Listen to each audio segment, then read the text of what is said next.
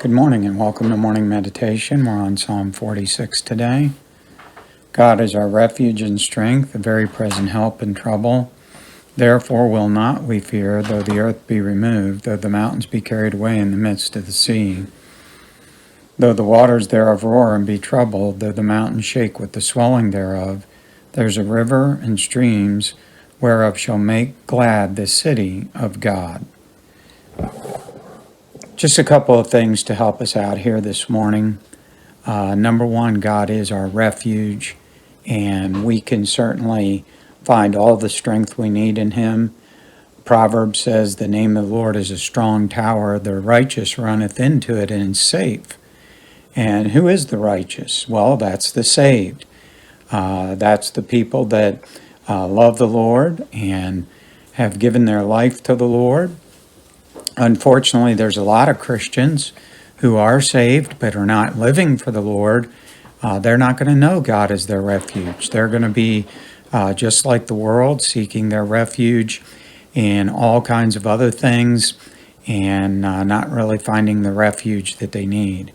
But I also want you to notice the next few verses say, though the kingdoms be removed and though the heathen be in power, and that just kind of describes the day and time we live in. We tend to get caught up in the politics of the day, and there's certainly nothing wrong with wanting a Christian nation. There's certainly nothing wrong with wanting our nation to get back to its godly roots. But I want to challenge us this morning to make sure that, as Hebrews said, our eyes are on the heavenly country, not an earthly country. And so we want to take the time to spend time and make God our refuge. Number one, we're going to have to spend some time praying. Number two, we're going to have to spend some time praising. And what I mean by praying is just coming to the place where we put, 1 Peter tells us, casting all your care on Him, for He careth for you. And so casting all our cares on Him means we don't carry the burdens He does. And then there needs to be time for praising. And Psalm 46 certainly gives us an example of that, praising God even in the midst of horrendous circumstances. I want you to think of the first century Christians. They had some pretty ungodly leaders. You think of Nero and all the rest of those Roman emperors. It was pretty rough on the first century Christians. I don't think we have it that rough yet. But let's put our trust and our praise in the Lord. And then thirdly, let's look to serve other people. When we're looking inwardly all the time, we're going to struggle.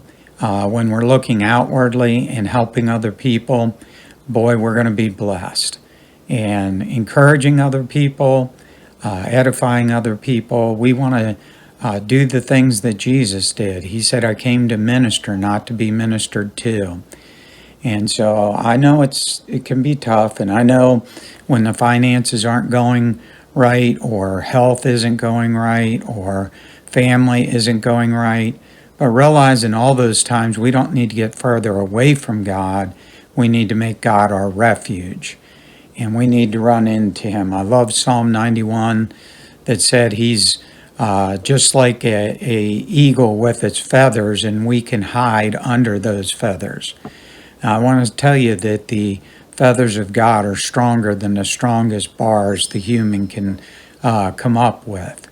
Today, I want to encourage you, get to that place where we don't just have a mental assent, but a heart assent that God is our refuge. He will take care of us.